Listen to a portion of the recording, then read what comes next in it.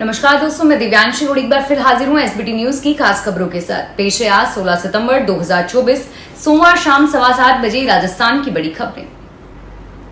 कल यानी मंगलवार को प्रधानमंत्री नरेंद्र मोदी का जन्मदिन है। पीएम मोदी के जन्मदिन पर संगठन के साथ साथ सरकार भी आम जन के लिए विशेष अभियान शुरू करने जा रही है। कल से प्रदेश में स्वच्छता ही सेवा अभियान शुरू होगा और वहीं 1 दिवसीय मुख्यमंत्री रोजगार उत्सव भी आयोजन किया जाएगा। इसे लेकर मुख्यमंत्री भजनलाल शर्मा ने सभी प्रभारी मंत्रियों को अपने अपने प्रभार वाले जिलों में रहने के लिए कहा है।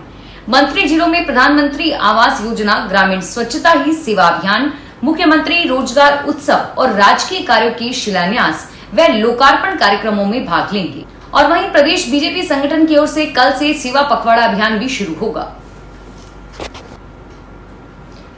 राष्ट्रीय स्वयंसेवक संघ के सरसंचालक डॉक्टर मोहन भागवत ने कहा है कि देश में कुछ अच्छा होता है तो हिंदू समाज की कीर्ति बढ़ती है और कुछ गड़बड़ होता है तो हिंदू समाज पर आता है, क्योंकि वही इस देश के कर्ता धर्ता है। उन्होंने हिंदू धर्म की परिभाषा बताते हुए कहा कि जिसे हम हिंदू कहते हैं वह वास्तव में मानव धर्म है, विश्व धर्म है और सबके कल्याण की कामना लेकर चलता है। उन्होंने संस्कारों को लेकर भी चिंता जताई। कहा कि देश में परिवार के संस्कारों को खतरा है। मीडिया के दुरुपयोग से नई पीढ़ी बहुत तेजी से अपने संस्कार भूल रही है और यह चिंता का विषय है। केंद्रीय माध्यमिक शिक्षा बोर्ड ने 27 स्कूलों को नोटिस जारी किया है और इन स्कूलों में हाजिरी रजिस्टर में गड़बड़ी पाई गई और वहीं एडमिशन ज्यादा दिखाए गए थे, लेकिन जांच में क्लासेस में उतने छात्र नहीं मिले। इसे लेकर सीबीएसई सचिव ने दिल्ली की 22 और राजस्थान अजमेर रीजन के 5 स्कूलों से जवाब मांगा है। इसमें कोटा के 3, सीकर के 2 स्कूल हैं और नोटिस 13 सितंबर को दिल्ली से सीबीएसई के सचिव की ओर से जारी किया गया है। सीबीएसई के अधिकारियों ने राजस्थान और दिल्ली की सीबीएसई से जुड़ी स्कूलों में निरीक्षण किया था। इस दौरान निरीक्षण में पाया गया कि स्कूलों में सीबीएसई के मानदंडों का पालन नहीं किया गया था।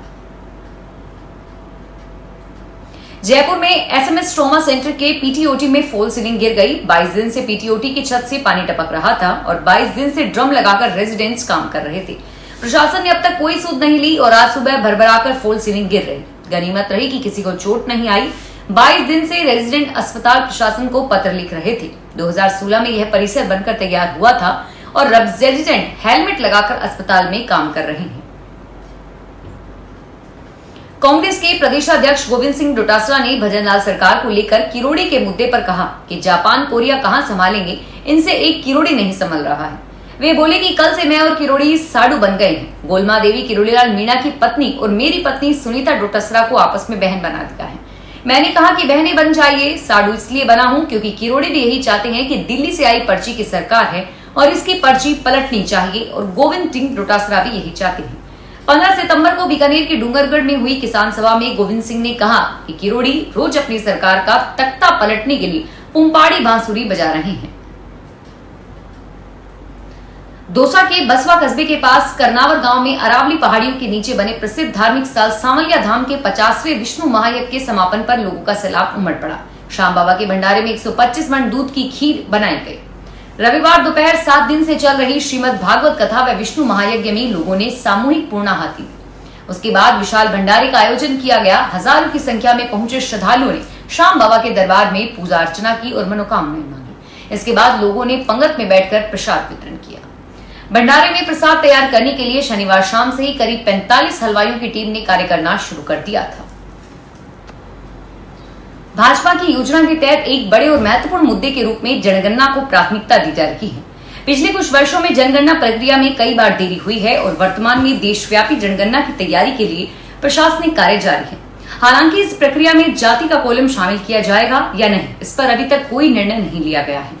जाति जनगणना को लेकर विभिन्न राजनीतिक दलों की अलग अलग राय है।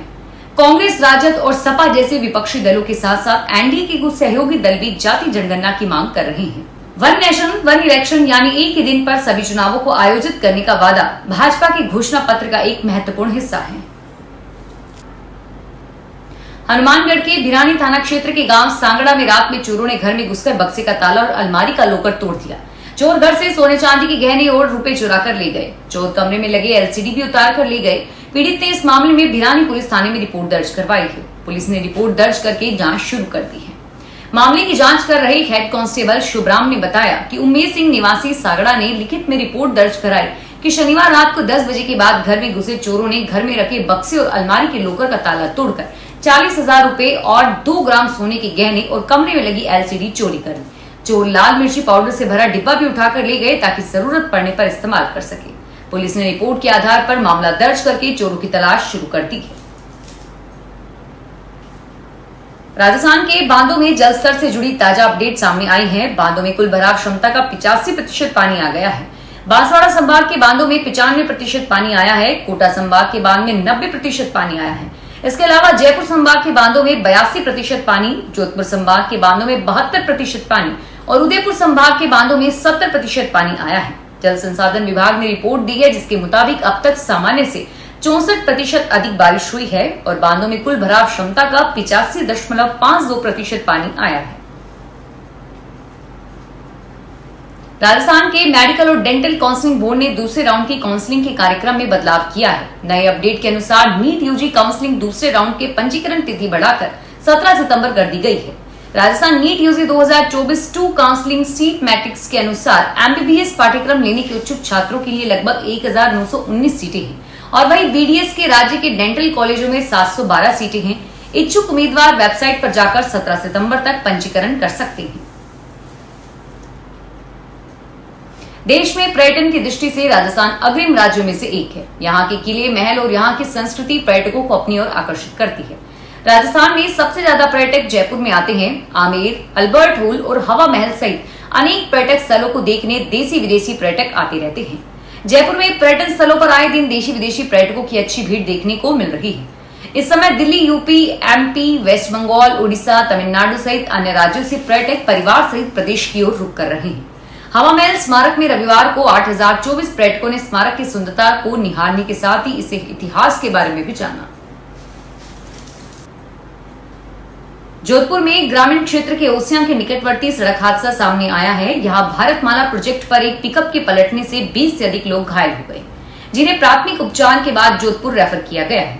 हादसा चालक को अचानक झपकी आने की वजह से यह हुआ, जिससे गाड़ी का संतुलन बिगड़ गया और पिकअप पलटी खा गई। हादसे का शिकार हुए लोग रामदेवरा दर्शन करके लौट रहे थे। जानकारी के अनुसार आज दोपहर 12 बजे के करीब यह हादसा हुआ।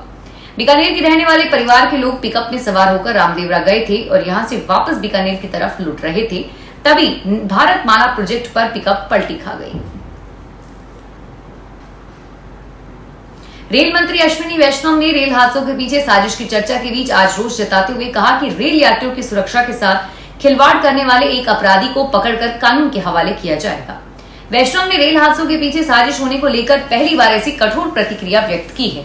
उन्होंने कहा कि मैं उन्हें स्पष्ट रूप से चेतावनी देता हूं, हम ऐसा करने वाले एक एक को पकड़ेंगे और एक एक के पीछे जाएंगे। किसी भी हालत में जो देश के 2 करोड़ यात्री प्रतिदिन यात्रा करते हैं, जिम्मेदारी के साथ उनकी सुरक्षा करेंगे। जैसलमेर में खुइयाला पुलिस चौकी के प्रभारी हेड कांस्टेबल देराराम को धोखे से बुलाकर मारपीट करने और जान से मारने के प्रयास करने के मामले में रामगढ़ थाना पुलिस ने 6 लोगों को गिरफ्तार किया। आरोपियों के खिलाफ राजकार्य में बाधा पहुंचाकर मारपीट, डकैती व हत्या के प्रयास का मामला दर्ज किया गया है। रामगढ़ थाना प्रभारी जयकिशन सोनी ने बताया कि सभी आरोपियों को गिरफ्तार करके कोर्ट में पेश किया गया, जहां से सभी को पुलिस रिमांड पर लिया गया है और सभी से पूछताछ की जा रही है। सीकर में पैगंबर इस्लाम हजरत मोहम्मद के जन्मदिन पर सीकर में मुस्लिम समुदाय की ओर से ईद मिलादुन्नबी के मौके पर विशाल जुलूस निकाला गया। जुलूस में सैकड़ों की संख्या में मुस्लिम समुदाय के लोग शामिल थे। पैगंबर के जन्मदिन पर शहर की मस्जिदों में भव्य सजावट की गई और फूलों से सजाया गया। जुलूस मोहम्मदी के अध्यक्ष जुबेर नारू ने बताया कि जुलूस मोहम्मदी सुबह 8 बजे मोहल्ला नारवान से रवाना होकर मदरसा मदीना और ईदगाह चौराहा सालासर बस स्टैंड होते हुए वापस मदीना प्राइमरी स्कूल पहुंचा, जहां जुलूस का समापन हुआ। सुरक्षा के मद्देनजर जुलूस में पुलिस जवान भी तैनात किए गए। फिलहाल इस बुलेटिन में इतना ही और फिर हाजिर होंगे तमाम बड़ी खबरों के साथ। धन्यवाद।